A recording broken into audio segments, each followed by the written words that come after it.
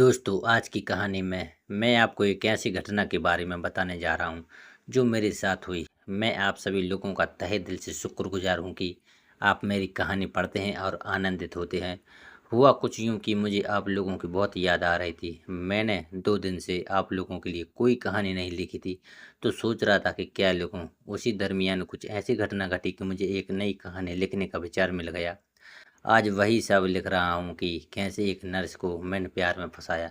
इस कहानी की शुरुआत थोड़ी गंभीरता से है, लेकिन मैं अपने सभी चाहने वाले पाठकों से उम्मीद करता हूँ कि आप सब कहानी का आनंद लें। अभी 2 महीने पहले तो मैंने अपने पिताजी को हॉस्पिटल से डिस्चार्ज कराया था, पर अचानक से फिर उनके ऊपर वज्रपात हुआ और मुझे उनको लेकर सीधा उसी हॉस्पिटल के आईसीयू में लेकर जाना पड़ रहा था।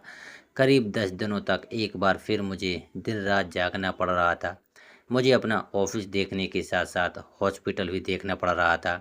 फिर 10 दिन के बाद मुझे थोड़ा राहत मिली जब पिताजी को आईसीयू से वार्ड में शिफ्ट किया गया।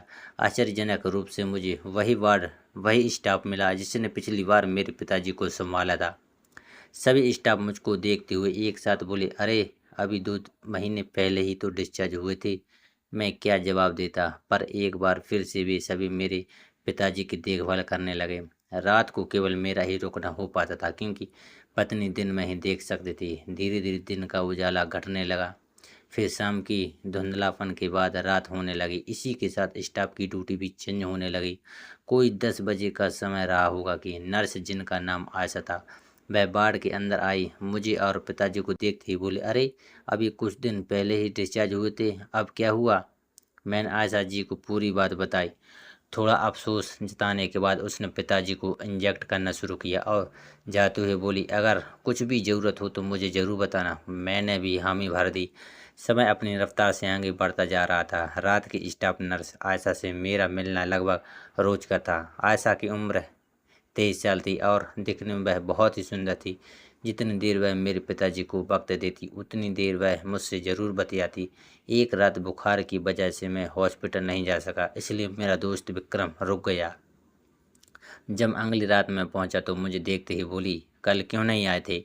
मैंने उसे पूरी बात बताई तो वह बोली, हाँ आपके दोस्त विक्रम ने मुझे यही सब बताया था। सुबह हुई। बरसात का मौसम होने के कारण बादल घिरे हुए थे, मानो कभी भी बारिश हो सकती थी। मैं जल्दी जल्दी घर चला जाना चाहता था क्योंकि आज ऑफिस ऑफ था और मेरी एक अच्छी नींद लेने की नीयत थी। अभी अभी श्रीमती जी भी आ गई थी तो मैं जल्दी जल्दी नीचे उतरा और अपनी गाड़ी स्टार्ट करके घर की तरफ जाने लगा। मैं कुछ ही दूर गया था कि वैसे ही बारिश शुरू हो गई। भीगने से बचने के लिए मैं बस स्टैंड पर रुक गया। उधर पास में ही खड़ी आयशा पर मेरी नज़र पड़ी। वह भी भीग चुकी थी। जितनी देर बारिश होती रही उतनी देर तक हम दोनों बातें करते रहे। बातों ही बातों में मुझे पता चला कि मेरी और उसकी मंजिल एक ही दिशा में थी, बस दूरी अलग अलग थी। वह मेरे घर से कोई 10 किलोमीटर आगे रहती थी। बारिश रुकी तो मैंने आयशा को मेरे साथ गाड़ी में चलने के लिए बोला तो थोड़ा हिचकने के बाद वह मान गई। मैंने अपनी गाड़ी स्टार्ट की और बिना कुछ बोले आयशा पीछे सीट पर बैठ गई। थोड़ी दूर तक तो उसे झिझक थी, पर कुछ दूर बाद ही मेरे कंधे पर अपना हाथ रखते हुए बोली, मेरी वजह से आप बेवजह ही परेशान हो रहे हैं, मैं टैक्सी करके चली जाती। मैंने आशा को बीच में ही टोकते हुए कहा, अरे नहीं, ऐसी कोई बात नहीं है। जब हम दोनों के रास्ते एक ही हैं तो इसमें परेशानी की क्या बात है? वह चुप रही। फिर हंस कर लगाते हुए मैंने कहा, वैसे भी आज आपकी वजह से मेरी बाइक की किस्मत खुल गई। आज तक बेचारी मेरी बीवी को ही ढोती रही थी।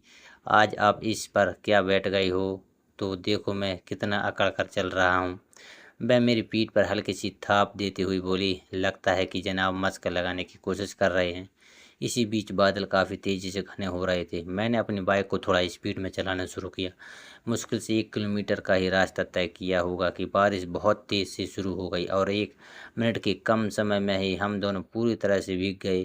क्योंकि हम लोग पुल के आधे रास्ते पर ही पहुंच पाए थे और रास्ते में कोई जगह नहीं थी जहां पर रुका जा सके, इसलिए लगातार चलना मजबूरी थी। धीरे धीरे बारिश ने पूरा जोर पकड़ लिया और हम दोनों ही अच्छी खासी भीग गए थे। मैं बोला, सॉरी, अच्छा खासा आप टैक्सी से जाना चाह रही थी और अब आपको बेवजह ही मेरी वजह से बारिश में भीगना पड़ रहा है। हाँ हाँ करके थोड़ा हंसते हुए आयशा बोली, हाँ मैं भी टैक्सी के पैसे बचाने के चक्कर में फंस गई। उसकी इस बात में मैं ज़ोर से हंस पड़ा। शायद आयशा ठंड से कँपाने लगी थी। मैंने पूछा, लगता है आपको ठंड लग रही है? उसका कोई जवाब नहीं आया, पर वह थोड़ा-सा मुझसे चिपक गई। उसका जिस्म और मेरा जिस्म आपस में टच किया हुए कि मेरे जिस्म में एक झुर्रियों सी पैदा होने लगी, क्योंकि अभी तक बीवी के अतिरिक्त मुझसे इस तरह से कोई चिपक कर नहीं बैठी थी। मैं उसके चिपकने का आनंद लेते हुए चुपचाप गाड़ी चला रहा था, क्योंकि मेरा घर आने से पहले पूरे रास्ते में कोई ऐसी जगह नहीं थी जहाँ पर थोड़ी देर के लिए रुका जा सकता था। थोड़ी ही देर में मेरा घर आ गया था। बारिश अभी बहुत तेज़ हो रही थी। आसपास के घरों के लोग मानो कमरे में दुबक गए थे। मैंने चुपचाप गाड़ी घर के सामने लगा दी और दरवाज़ा को खोलकर अंदर पोर्च में आ गया। मैंने आयशा को अंदर आने के लिए कहा। बिना कुछ कहे वह भी अंदर आ गई। आयशा, आप परेशान न हो, बारिश रुकने दीजिए, फिर मैं आपको आपके घर तक छोड़ दूँगा। जब तक आप चाहें तो अपने घर में बता दीजिए। मैंने उसे चाय बनाने के लिए कहा। थोड़ी देर में ही सुगंधित चाय की चुस्की लेते हुए हम दोनों सोफे पर बैठ गए। बारिश की बूंदों की टपकने की आवाज़ और चाय की गर्माहट ने एक अजीब सी सुकून दिया।